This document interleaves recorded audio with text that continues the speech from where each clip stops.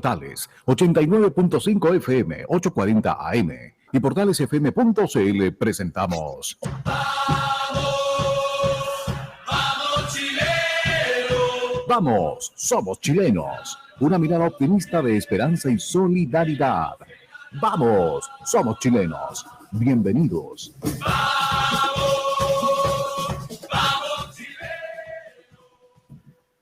Muy buenas tardes, queridos radioescuchas de Radio Portales. Hoy estamos en el programa Vamos, Somos Chilenos de hoy, 3 de octubre de 2023. Reinaldo Reineke, quien les habla, junto a Chantal Robert de la Mabotier, le dan la más cordial bienvenida y excusamos en esta oportunidad a nuestro copanelista Cristian Macaya, quien hoy día está siendo precisamente investido como presidente distrital de Renovación Nacional aquí en nuestra región. Un saludo muy especial también a don Luis Salinas y a don Claudio Alvarado, que siempre nos acompañan para poder salir al aire. ¿Qué tal, Chantal? ¿Cómo has estado? Hola, muy bien, Reinaldo. Hola, queridos amigos, ¿cómo están en esta hermosa tarde de día martes? Espero que la estén disfrutando. Hayan a lo mejor salido a tomarse un heladito, a pasear por ahí con la señora, porque está muy lindo el día. A diferencia de Santiago, que supe que incluso estuvo lloviznando. Así es, fíjate que a mí me tocó estar el fin de semana en Santiago y la verdad que hacía frío, ¿no? El domingo fue un día particularmente helado y también la mañana del lunes. Ya en la tarde aquí también supe que estaba feo, pero por lo menos en el interior, hacia terminar la tarde de ayer ya estaba bastante mejor. Oye, bueno, mira, han pasado hartas cosas en esta semana. Estaba repasando ahí los principales titulares y como es la costumbre nuestra, vamos a contar un poco a nuestros radioescuchas, que algunos regresan a sus hogares, qué es lo que ha pasado. En Estados Unidos, por primera vez en la historia de Estados Unidos, se da que el presidente de la Cámara de Representantes, equivalente a la Cámara de Diputados nuestro, fue destituido. Kevin McCarthy fue destituido por una moción precisamente de un congresista también republicano como él y su principal rival. Una votación muy estrecha ahí, de 216 votos contra 210 que lo destituyeron. Bueno, ahí vamos a saber fundamentalmente por qué, de qué fue acusado. Pero esas cosas también se dan en la política internacional. Bueno, otra de las cosas notables también está el Premio Nobel de Medicina, que probablemente vamos a comentar un poco. Katalin Karikó, ella de origen húngaro, y Drew Weissman, un profesional norteamericano, fueron distinguidos con este premio por su aporte contra la vacuna contra el COVID-19. Yo creo que ese fue un descubrimiento muy importante. Seguramente los antivacunas no estarán de acuerdo, pero en realidad hoy miramos hacia atrás y casi es una anécdota lo que pasó, pero la verdad que fue muy conmovedor ver las primeras imágenes, lo que pasaba en Europa, cómo la gente moría, cómo era sepultada sin su familia, cómo le eran entregados los restos. Realmente fue algo tremendo y Chile tuvo un comportamiento a nivel internacional notable que incluso fue destacado. Lo otro que me llamó la atención también, Chantal, fue el debate presidencial en Argentina, en que no hubo un claro ganador, pero sí de alguna manera se mantienen las posiciones relativas que tienen Javier Milei, ¿cierto?, con Sergio Massa y Patricia Bullrich. Javier Milei fue bastante más moderado en sus declaraciones y veremos qué pasa en las próximas elecciones argentinas. Sí, yo escuché que había sido Milei el ganador, manteniendo un poco la diferencia. Sin embargo, lo que todos estaban esperando era que dijera algo de la dolarización, cómo él iba a eliminar el peso argentino y se iba a cambiar a dólar. Y todo el mundo se quedó expectativo y con las ganas de saber. Yo creo que hasta a nosotros nos interesa saber qué modelo él podría seguir, porque podría ser una fórmula para, por ejemplo, nosotros eliminar la UEF, que también es un dolor que tenemos ahí latente. Yo no sé si podremos o no en algún minuto hacerlo, porque no son muchos los países y no conozco ninguno que tenga 2 unidades de valor como lo que tenemos nosotros. Así que es un interesante ejercicio si se hace en Argentina. Nos puede servir de ejemplo. Vamos a ver. Lo otro también que la próxima semana ya está en la recta final en Ecuador. Se define, ¿no es cierto?, la presidencia entre Daniel Noboa, un joven empresario de 35 años, ojo, 35 años, y Luisa González, la candidata de la izquierda. Así que vamos a ver qué pasa en Ecuador, que también atraviesa por problemas muy similares a los nuestros en términos de criminalidad, ¿no es cierto?, de economía, etcétera.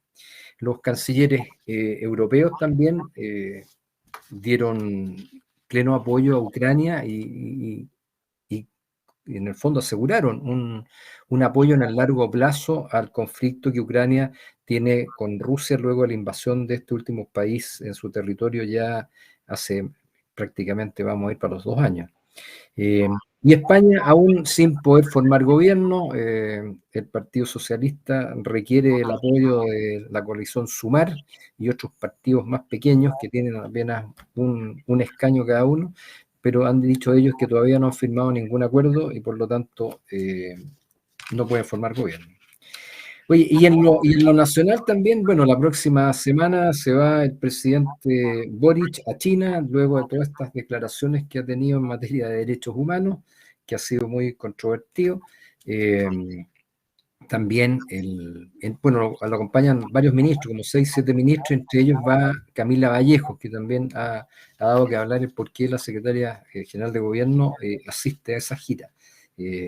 Por supuesto que dentro de los que van lo acompaña el canciller Van Claveren, el ministro de Economía, el ministro de Obras Públicas, la ministra de Obras Públicas y otros más.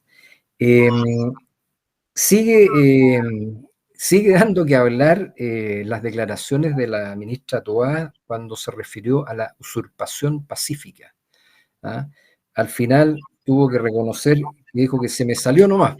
No quería decir eso, era usurpación no violenta, pero una usurpación de por sí es violenta. Cuando alguien irrumpe en tus terrenos, en tu casa, en lo que sea, ya es algo violento. Y ha tenido que salir a aclarar. Hoy día en la edición del Mercurio Santiago sale una caricatura ahí en el chiste típico de la caricatura, a la página 3, como gente que está siendo usurpada recibe con sopa y pillas y con mucho cariño a los que llegan a esta usurpación no violenta, la usurpación pacífica, como le llamó la ministra Toá. Y lo que también está todavía en los comentarios, los análisis, es el golpe de Estado no tradicional que señaló el expresidente Sebastián Piñera respecto a lo que ocurrió a fines de octubre del 2019 y el mes de noviembre, y lo que se esperaba incluso para marzo del 2020, y que está narrado en un libro que me lo regaló mi hija hace poco, lo estoy leyendo, La Vuelta Larga, de Gonzalo Blumer, que cuenta con bastante detalle, incluso gente del gobierno piñerista dice demasiado detalle a veces, ¿verdad?, de lo que estaba pasando al interior y cómo se estaban resolviendo la grave amenaza en que la moneda estuvo a minutos de caer como la Bastilla prácticamente. Y la verdad que ahí uno se da cuenta que en esa toma violenta de poder, y fue lo que se logró hacer, la pandemia fue la campana que salvó al presidente Piñera y al gobierno de la época. Interesante todo lo que se está hablando de eso, porque da cuenta de la violencia, al nivel que se ha llegado y cómo diversas autoridades propiciaron y avalaron la violencia y ahora tratan de darle otro matiz, ¿ah?, y de alguna manera justificar las declaraciones que en su momento dieron. Perdona, todo lo relativizan, tal como las usurpaciones no violentas, todo se relativiza en el gobierno actual. No les gusta ponerle el nombre que corresponde porque les da miedo, porque, no sé, al final resulta que a las personas que cometen delitos las defienden en este gobierno, a los victimarios, y se preocupan muy poco de las víctimas. Eso ya es una Sí, constante del gobierno. por lo menos en el proyecto de constitución que se está elaborando, bueno, hay una defensoría de víctimas, que eso yo creo que va a ser muy importante. Oye, lo otro serio es la caída de la economía, ¿no es cierto? La ley de presupuesto que se ha propuesto, la verdad que da mucho temor, porque ya el gobierno está pidiendo la autorización por una expansión del gasto público de 21.000 millones de dólares, en que todos dicen que va a haber menos recaudación. Vemos cómo está cayendo la actividad económica, uno ve y conoce de empresas, fábricas, una serie de actividades que están cerrando sus actividades. Por ejemplo, después podemos comentar, aquí en la ciudad donde yo vivo, ya se han instalado como 6 malls chinos, eh, pero al menos 2 de ellos están cerrando y algunos se trasladan a otros países porque las ventas cayeron tremendamente. Nuestras exportaciones de vino han caído en porcentaje, en cantidad y en precio también de manera importante. Aquí, 35% de volumen, decía el diario, es lo que eh, ha caído el vino. Mucho, así eso es que, mucho.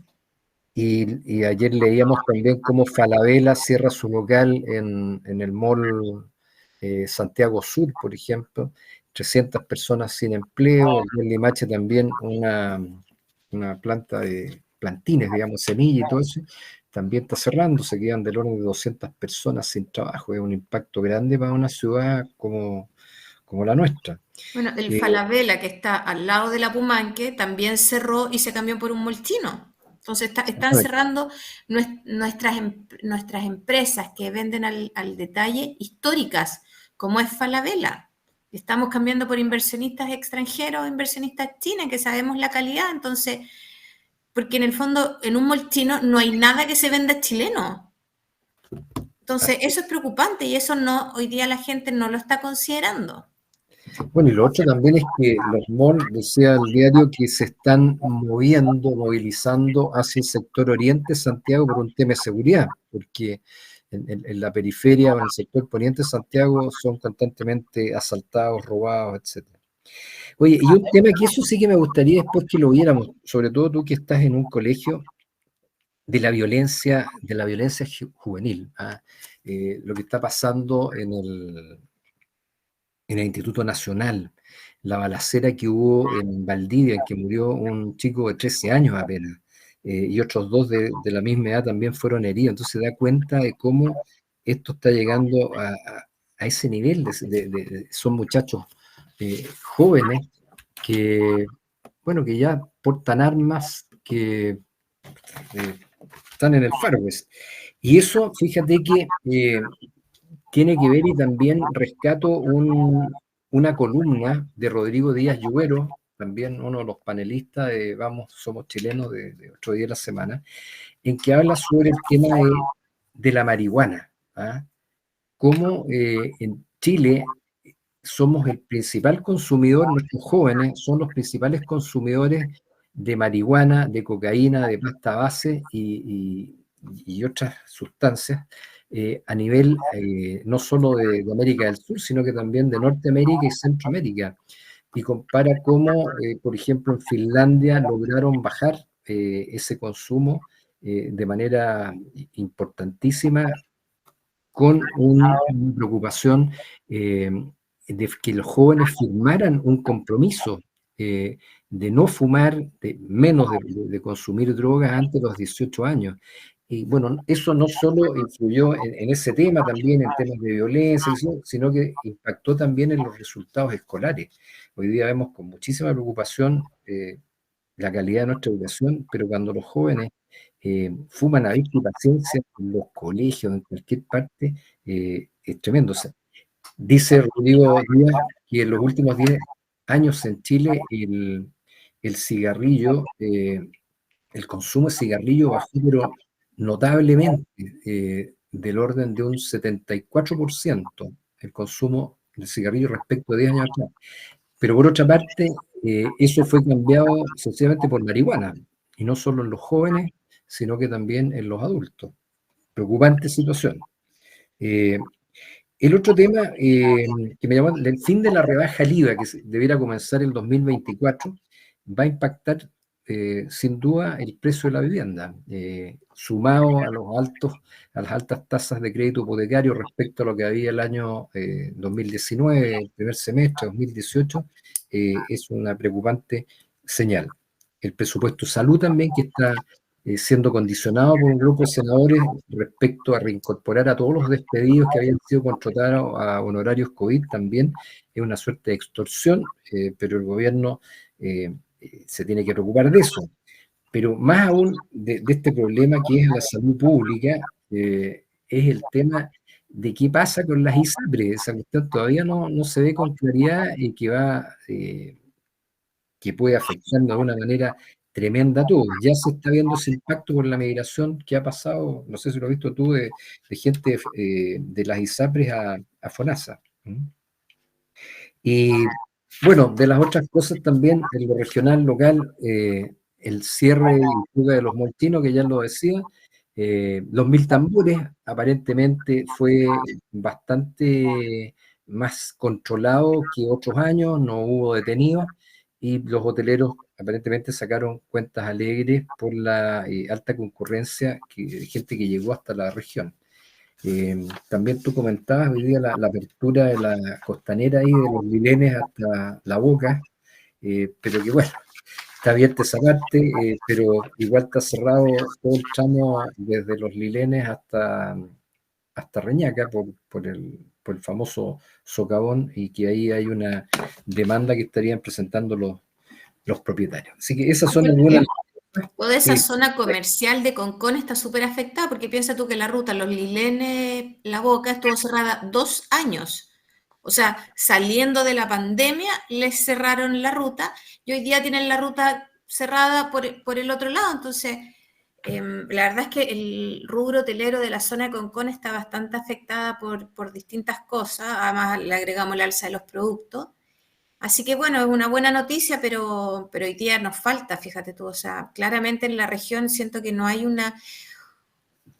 una programación de las cosas, fíjate tú, o sea, nos pasa una, nos pasa otra, porque no miramos el largo plazo. Yo creo que todo lo hacemos en el corto plazo, y eso no es bueno, para nada. Bueno, de alguna manera el tema del edificio era difícil preverlo, pero lo ocurrido evidencia la fragilidad del tema, de cómo las cosas se hacen mal, cómo se otorgan los permisos, cómo hay influencias, porque al final uno llega, ¿quién eran los dueños de las dunas? ¿Quiénes vendieron? ¿No es cierto? La familia Perelloma, y uno suma y sigue y ve cómo este tema es vergonzoso. Sí, pero por ejemplo, con respecto a las dunas, la persona de la dirección de obra de la municipalidad, porque uno podría pensar que la municipalidad cambia cada 4 años, las personas, pero acá esta persona llevaba 40 años. Entonces, con mayor razón, él es alguien que debiera de haber evaluado la concentración de edificios con respecto al tiempo y saber que habían obras que había que empezar a realizar. Entonces, a eso me refiero con la programación, o sea, porque es la misma persona que está ahí, esa persona debiera de haberse dado cuenta que ya llegó un momento en que por donde van las aguas de las calles, las aguas de lluvia, debe de modernizarse en el tiempo. Además, se le está agregando cada 100 metros 200 habitantes para arriba. Entonces, ahí hay una falta de muchas personas, no solamente ese director de obra, sino que gente que no se preocupa, fíjate tú, del trabajo, de lo importante que es la acción que está tomando, o sea, de las responsabilidades que hay en sus hombros, la gente no lo mide, fíjate tú, no se da cuenta. Sí. Oye, bueno, una de las cosas que no la cité, por supuesto, en los titulares, pero que está en pleno desarrollo y que nos debiera preocupar, es el proceso constitucional. Y de eso tenemos que hablar para los auditores que no están tan al día de lo que está pasando. Bueno, hay varias fechas claves del proceso. Este sábado, por ejemplo, la comisión experta debe retomar su trabajo porque le entregan el borrador que ha determinado el pleno, ¿no es cierto?, con las votaciones que están transcurriendo. Hoy día se votaba Banco Central y Contraloría. Entiendo que ahí republicanos, nuestros representantes se abstuvieron de una norma que creaba un consejo técnico asesor del Contralor. Eso seguramente va a ser revisado, pero el sábado 7 se supone que tendrían que partir trabajando y van a tener que trabajar a mata caballo porque hay muy pocos días para eso. Y después el Son jueves 10 12, días, me parece, para que los expertos entreguen la versión final. no, porque eh, el jueves 12 de octubre, son 5 días en la práctica, 5 días. finalizan las votaciones, las observaciones de la comisión experta, ¿no es cierto?, y entrega un informe de vuelta al Consejo Constitucional. El lunes 16 de octubre, dentro de poquito, o sea, se debate y se votan de las observaciones por parte del Consejo. Y ahí se hace una comisión mixta, ¿o no? Y claro, y dependiendo de eso, ¿no es cierto?, se va a una comisión mixta y desde el martes, eso ocurre entre el martes 17 hasta el sábado 21 de octubre. Y después, el lunes 30 y martes 31 de octubre, el Consejo Constitucional vota las propuestas de solución que ha hecho la comisión mixta. Y bueno, y el lunes 6 de noviembre, de regalo cumpleaños para mí, está la votación final del borrador constitucional. Así es que el martes 7 se cierra el proceso y se entrega el documento que debiéramos plebiscitar el 17 de diciembre. Un escenario complicado, republicanos tienen fe en que esto va a ir cambiando. Recordemos también que para el plebiscito del año pasado, 2 meses antes, si uno mira las encuestas de los meses de junio, julio, bueno, también el apruebo iba ganando por 10, 15 puntos en las encuestas y después eso se revirtió. Había una campaña absoluta del gobierno, ¿no es cierto?, a favor del apruebo, con edición de ejemplares. Se gastó un dineral en eso y los ministros y otros personajes más desplegados partiendo por el presidente. Bueno, y finalmente eso se revirtió, así que vamos a ver qué pasa y creo que lo que ya está es una garantía suficiente como para cerrar este proceso, porque si lo votamos en contra, lo más probable es que el Partido Comunista va a insistir en lo que siempre ha querido, que es la toma del poder total, ya sea por la vía violenta que han practicado en tantas partes del mundo, o como lo intentaron practicar acá, o por la vía de una asamblea constituyente. Así que ese es un tema que nos debiéramos preocupar de informarnos debidamente y de aclararle a la gente que más nos preocupa este tipo de cosas a personas que no tienen, y están cansados sencillamente de esta chacota constitucional de tanto tiempo. Y pareciera que las cúpulas políticas no lograran entender quienes llamaron a esto y quienes permitieron esto, a lo que estamos expuestos. El país necesita estabilidad para que puedan invertir, necesita seguridad. La verdad que si eso no cambia, vamos a seguir cayendo. No sé si escuchaste los últimos números de la encuesta Academ, que son al revés de lo que uno pensaría. O sea, por ejemplo, hoy día, quienes quieren votar en contra de la Constitución son los interesados en que hay una nueva Constitución. Lo cual uno dice, oye, pero una cosa es en contra de la otra. O sea, uno debiera de pensar que aquellos que quieren cambiar la Constitución están dispuestos a esta nueva Constitución y se supone que participaron de este nuevo proceso. Pero, sin embargo, esos que quieren la nueva Constitución, los que quieren rechazar esta actual. Lo que te dice que ese grupo le interesa hacer una Constitución para ellos solamente, no para todo Chile, no para la gran mayoría que votó. Entonces, eso es un tema de análisis. Y lo otro que, a pesar que la proporción en contra bajó 5 puntos con respecto a la anterior, es decir, hoy día ya no son casi 60%, sino que son solo un 53% los que están rechazando, tú te das cuenta que aquellos que no han leído ninguna enmienda, no saben nada de las nuevas enmiendas que vienen en esta nueva posible constitución, son casi un 80%. Entonces, ¿cómo puedes rechazar algo que ni siquiera has leído? Entonces ahí hay un porcentaje de irresponsabilidad. Hoy día estamos metidos en un proceso. guste o no nos guste, lo encontremos o no lo encontremos ilegítimo, pero hoy día debemos informarnos. Nosotros votamos hace un par de meses, elegimos consejeros a quienes les dimos nuestro apoyo y nosotros dijimos, oye, por favor, yo confío en ti, haz tú esta nueva constitución.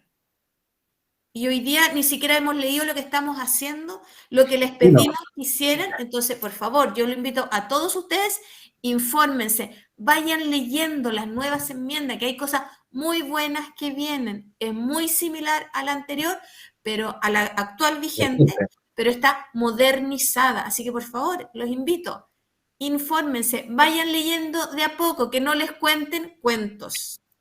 Y bueno, y se crean órganos de control, por ejemplo, el tema de la Defensoría de Víctimas, yo creo que lo que está pasando en materia de seguridad y delincuencia es vital, o sea, los delincuentes hoy día tienen más derechos que todos nosotros. Entonces hay una serie de cosas, cuando vemos que el gobierno, la izquierda, cuando le llama usurpación pacífica a un delito, diablo, y también hoy día le fue mal también a la ¿cómo se llama? A la señora Toá, se castiga, el Congreso aprobó castigar con cárcel a los que tengan químicos, ¿no es cierto?, para producir bombas Molotov.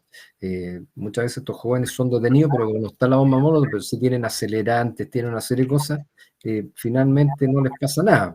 Que son ingredientes que no debiera de tener ningún joven con sueños. Ningún joven con sueño que se supone que está estudiando. Entonces ahí hay un tema que qué bueno que haya defensoría de víctimas, qué bueno que se estén aplicando una serie de otras normas en términos de poder judicial y en general la seguridad. Bueno, pero ya estamos en la mitad de nuestro programa. Chantal, le cedo la palabra para que usted elija la canción que quiera y que nos refresque esta tarde. Oye, a mí me encanta, a pesar que no es de mi generación, ojo, ABBA, es bastante más antigua que yo, pero me encanta el grupo y me gustó mucho una película que hicieron con Pierce Brosnan y varios actores muy buenos. Sí, que eran con pura música de ABBA, o sea, yo creo que a todos nos trajo el recuerdo de esa música maravillosa, así que escuchemos Mamma Mía y después les cuento más con respecto a esto. Qué buena, me dieron ganas de bailar. Ahora me acordé de la actriz Meryl Streep, no me podía acordar el nombre de la actriz que protagonizó la película. El año 95 más o menos, y esta canción se estrenó el año 1975 y yo creo que sigue igual de vigente. Bueno, lo que les quería contar es que hay un musical que está dando vuelta en este momento en Santiago, pero va a regiones. Así que aprovechen, yo creo que es la oportunidad, son 25 actores y cantantes que van a participar en esta producción y yo creo que es muy bueno, de repente faltan regiones, cosas entretenidas, yo creo que está una tremenda oportunidad. Así que atentos a las carteleras ahí en algunas ciudades. Dos anécdotas o comentarios respecto de ABBA. La primera fue que este yate Blanca Estela de la Armada, que fue construido el año 1977 en Suecia, fue una tripulación chilena a buscarlo. Iban algunos compañeros de curso mío en esa tripulación y una vez, así casi como chiste o anécdota, con el embajador en Suecia, gente, nos encantaría poder recibir aquí a bordo a ABBA, está a plena moda, y siempre estábamos en esa edad, cabros jóvenes, todos, algunos enamorados de la morena u otros de la rubia de ABBA. Dijo, no, se las voy a traer, y creyeron que fue un chiste. Y bueno, y un día dijo, voy con ABBA a bordo. Así que un día el grupo estuvo a bordo de un yate chileno de la Armada de Chile, el Blanca Estela, en Suecia. Y lo otro fue también que cuando uno está en Nueva York, que estuvo súper inundada esta semana, hace unos días atrás, digamos, se rematan los musicales, porque hay que ir a comprar entradas ahí,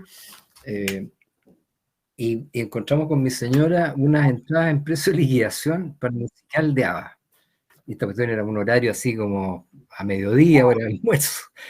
Pero dado el precio, los compramos y lo disfrutamos a concho. Así que, refrendando lo que tú dices, Chantal, recomiendo también de que si tienen la oportunidad, nuestro radio escucha, disfruten con una comedia muy liviana, muy entretenida, y la película con Meryl Streep es magnífica, es una Sí, excelente. del 2008, muy buena esa.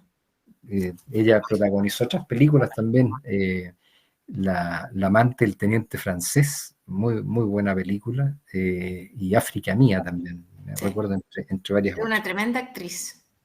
Oye, y bueno, tú que trabajas en un colegio y que eres también mamá de jóvenes, el tema de la violencia juvenil en los establecimientos educacionales, el consumo de drogas, todo ese tipo de cosas, ¿cómo lo ves? Porque dentro de las reuniones ahí de apoderados del Instituto Nacional salen ideas como hay que revisar las mochilas, etcétera.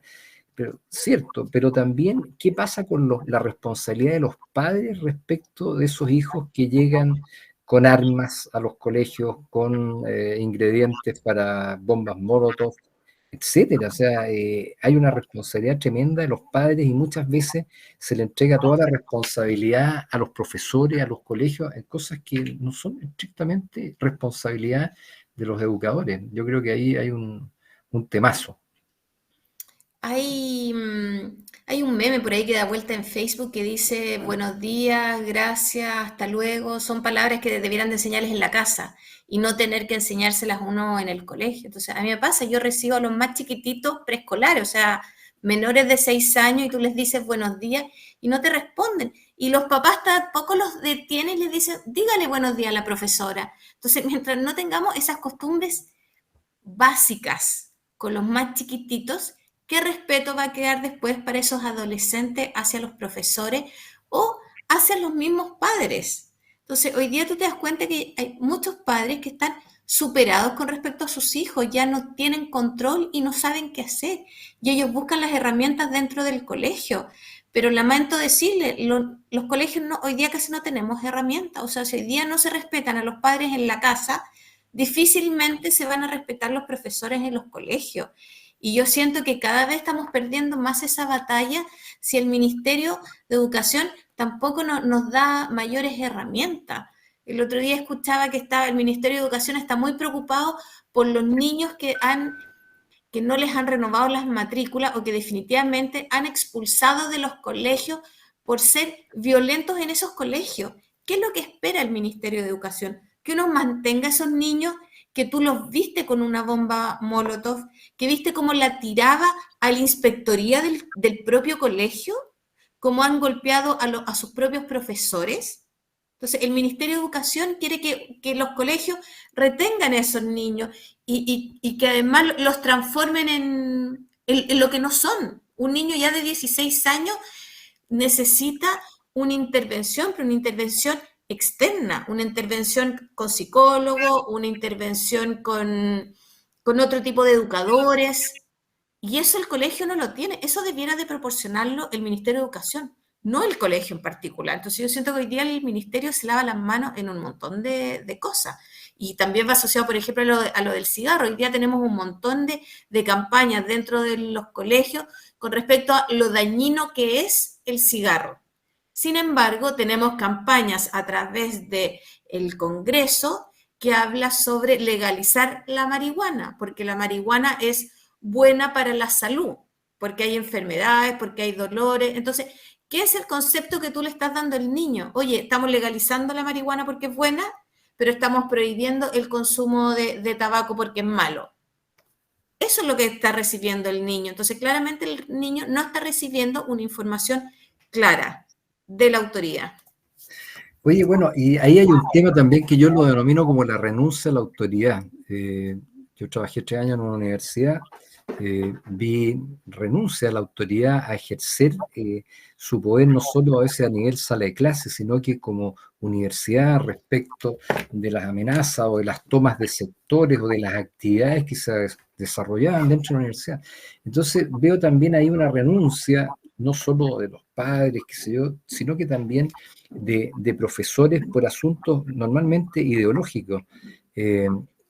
Me acuerdo del caso que yo creo que ahí ya partió el asunto de Frentón para abajo cuando una jovencita, que además fue avalada por su madre, le lanzó agua a la ministra de Educación de la época. también cuando el ministro de Educación, que antes había sido ministro de Justicia, Bulnes, llegaron unos jóvenes al Congreso Antiguo en Santiago, donde había una reunión, y se pararon arriba de la mesa donde ellos estaban sesionando. ¿Ah?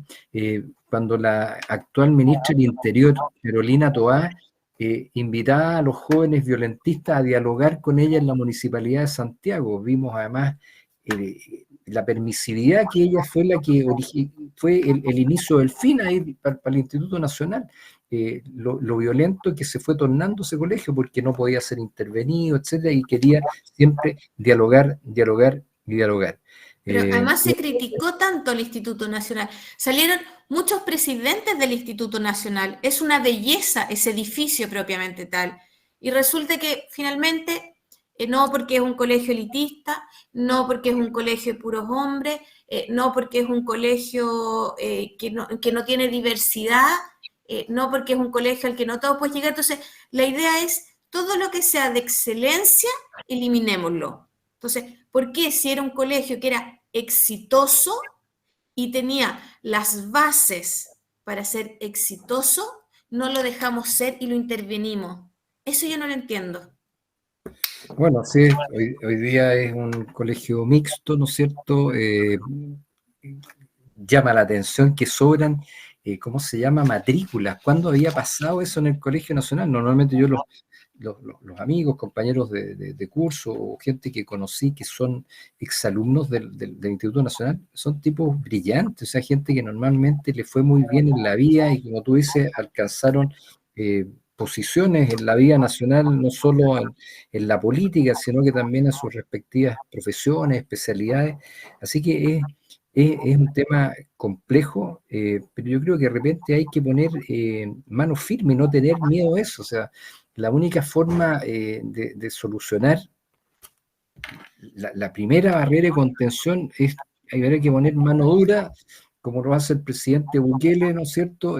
Bueno, preocupémonos de las víctimas primero, encerremos a los malulos y bueno, y después ir viendo. O sea, uno no le puede cortar los derechos a un niño a estudiar, todo lo más, pero hay situaciones que ameritan tenerlo en otro local, en otra parte, porque es una minoría la violenta. Si la inmensa mayoría quiere estudiar, pueden tener diferencias ideológicas los jóvenes, incluso los padres, pero dejemos fuera la violencia. O sea, Pero eso es porque le quitaron el piso al directorio y a los docentes del colegio finalmente, porque era un colegio que funcionaba bien, era un colegio que sacaba alumnos brillantes y era un colegio que tenía puntajes nacionales. Entonces, si algo funcionaba tan bien, ¿por qué se intervino?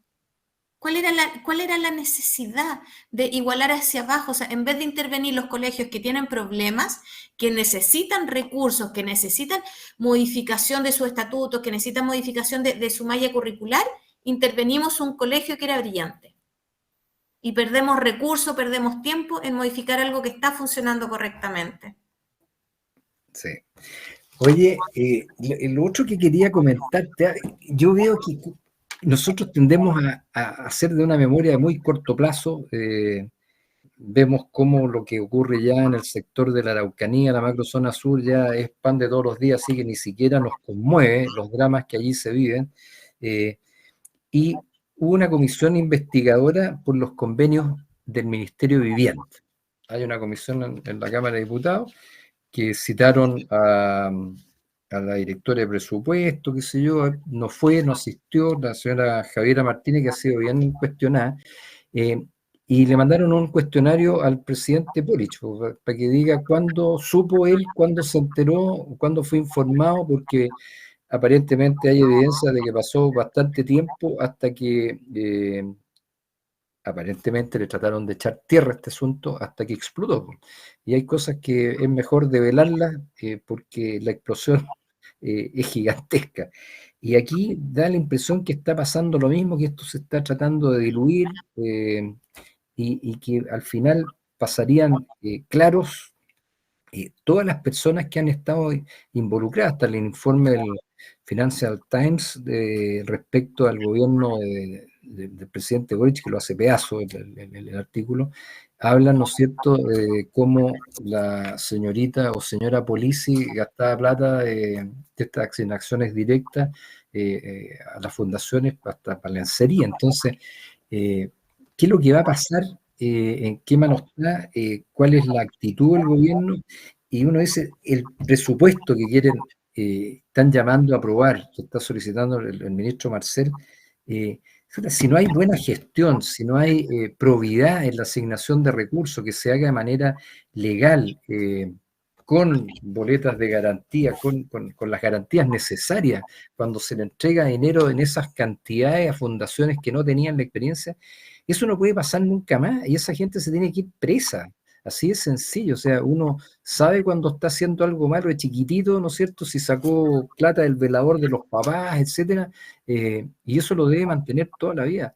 Entonces, aquí da la impresión de que estas cuestiones están pasando claras, va a venir otro escándalo por ahí y nos olvidamos del escándalo anterior. Entonces, en estos más de 2 años de gobierno que quedan todavía, Dios nos libre, ¿qué es lo que va a pasar? Yo no sé cómo has visto tú ese tema y que tiene impacto en el presupuesto para el próximo año, en la caída de la economía, en una serie de cosas que no queremos ser pesimistas, pero el camino para retomar el camino de crecimiento va a ser largo y doloroso. A mí lo que me llamó la atención es que él hablaba de un aumento de un 3,5% con respecto al año anterior, ¿cierto? Pero él hablaba que, por ejemplo, el Ministerio de Salud, o sea, el presupuesto de salud lo iban a aumentar en un 8,5%. El Ministerio de Educación lo iba a aumentar en tanto. Entonces, a mí me gustaría saber cuál es el presupuesto está disminuyendo. Porque si el promedio es un 3,5 que va a aumentar el presupuesto total y hay un presupuesto que está aumentando en un 20, significa que hay un presupuesto que está bajando en 14. Y de eso no dijo. Y a mí eso me preocupa, los presupuestos que le está disminuyendo. ¿A quién le está sacando plata para poner en otros lados? Yo creo que eso es preocupante. Y un poco él jamás habló, hoy día sabemos que estamos con un problema de recursos importante, pero él jamás habló de eficiencia del gobierno. O sea, vamos a ser más eficientes para poder aprovechar mejor el presupuesto. O sea, no encontré que hubo ningún mea culpa. O sea, denme plata que yo la gasto, denme plata que yo no la gasto, pero no hubo en ningún momento de su discurso pararse de frente y decir, nosotros esto lo vamos a reorganizar para disminuir un sobreprecio, mucha gente que tenga un mal proceso, para derivar estos recursos de mejor forma a este otro lado. De eso no se habló nada y eso me preocupa. O sea, cada vez es más grasiento este gobierno y más le va a costar avanzar. Bueno, lo que viene por delante, viene la reforma previsional, ¿no es cierto? El presupuesto. Yo creo que le va a ir mal, va a ser bien dificultoso todo lo que viene por delante. El otro día José Antonio Kast llamaba a rechazar, digamos, todo lo que está presentando el gobierno en ese aspecto. Y sumado a eso, porque aquí en Chile nos gusta meterle la carga siempre al último trimestre del año en todo. Hasta uno como estudiante decía, no, yo en las pruebas finales de año ahí remonto y paso de curso, digamos. Pero tenemos todo para fin de año, incluida la Navidad, incluidas las graduaciones de colegio, incluidas las fiestas de fin de año, sin fin de cosas. Y además, en este tema constitucional, que no lo dijimos recién, que es re serio, si en la votación final que va a tener el Pleno del Consejo Constitucional el 7 de diciembre, no se lograran los 3/5 sobre el proyecto, no fuese aprobado, en que, ¿no es cierto?, nosotros sabemos que tenemos los 3/5 si votan alineados republicanos y los partidos de Chile Vamos, descarto a la señora Hut, que probablemente puede salir con cualquier conejo del sombrero, pero si eso, aquí no habría texto y por lo tanto no habría plebiscito. Ahí hay una serie de cosas que no soy experto en ningún caso en materia legal, pero hay un tema tremendo en que algunos lo están exacerbando, que están tratando de que fracase en esa etapa, y que no hay texto para votar, y otro que eso no es así. La verdad que creo que esto, por lo menos yo lo voy a estudiar más a fondo, pero es un tema preocupante, porque ahí sí que puede pasar cualquier cosa el fin de año, ¿ah? Cualquier cosa. Yo no sé si tú habías visto o te habías interiorizado de esa parte, pero hablamos del plebiscito del 17 de diciembre, pero podría ser que el 7 o el lunes, como 6 de noviembre, cuando se apruebe o sea, se presente este texto, no se logren los 3/5 y bueno, va a ser lo mismo que rechazar prácticamente y seguiría vigente la actual constitución. Pero por supuesto que va a venir un repechaje en esa cuestión. Y eso da para todo. O sea, a los que más les interesa esto, al señor Jadwe y compañía, a toda la izquierda, para instalar una asamblea constituyente e ir a otra patita más. Mira, si se vota en contra sin ni siquiera salir la propuesta a la luz en el fondo, se van a demostrar realmente los intereses de estas personas, que hoy día la verdad es que están muy disimulados, pero ahí vamos a ver cuáles son realmente las intenciones de estas personas que buscan justamente que no progrese este nuevo consejo finalmente, porque es lo que han buscado desde un principio. O sea, si no es la de ellos, entonces no es ninguna. Eso es lo que ellos están buscando. Así que ya se verán, se van a sacar la piel de oveja varios. Sí, mira, bueno, yo fíjate que estoy optimista. Estoy optimista, creo que esto se va a dar vuelta, que va la misma racionalidad que mostró la nación chilena en septiembre del año pasado, va a primar. La gente más conservadora que quiere tranquilidad y todo va a entender el tema, a pesar que nosotros leemos prácticamente solo titulares y tenemos re poca comprensión lectora, ni siquiera ese es el titular. Pero yo creo que va a haber una visión de mirar más adelante. Muchos que hoy día gritan de la boca para afuera de la en contra, en el secreto de la Cámara, valga la redundancia secreta, van a tirar la rayita a favor, y esto va a caminar. O sea, yo, junto con despedirme de nuestros radioescuchas e invitarlos para el próximo martes, yo les transmito mi optimismo, que la racionalidad va a primar. Y vamos a sacar este país adelante de manera democrática. Así que, junto con desearles una excelente semana, lo que resta, viene un fin de semana largo también, ¿ah? Se celebra con día feriado el 8, perdón, es el Día de la Hispanidad, que lo corren al lunes, ¿no es cierto? Pero también ahí está el 8 de octubre. Pero recuerda que ya no es el Día de la Hispanidad, es el Día del Encuentro de los Dos Mundos. Encuentro de los Dos Mundos. Y bueno, y también el 8 de octubre es el aniversario de la batalla de Angamo, en que Chile logró el control del mar, y por supuesto que todo el resto de la campaña fue éxito porque Chile dominaba el mar, y la importancia de tener una armada potente y entrenada. Así que hasta la próxima semana, que estén muy bien, y miremos con optimismo al futuro. Así es, yo los invito de todas maneras a ejercer el voto informado, que es nuestra forma de decir qué es lo que buscamos para el futuro de nuestro país, y aprovechar de invitarlos a Quillota entre el 5 y el 22 de octubre en la Feria del Libro de Quillota, en la Plaza de Armas de Quillota. Así que los que quieren algún panorama para este fin de semana, aprovechen. Exactamente, se me había olvidado, el viernes a las 5 de la tarde está Roberto Ampuero, que nos dejó invitados a varios, así que hasta el viernes, quienes vayan, nos vemos ahí, si no, será hasta el próximo martes. Nos vemos y cuídense mucho.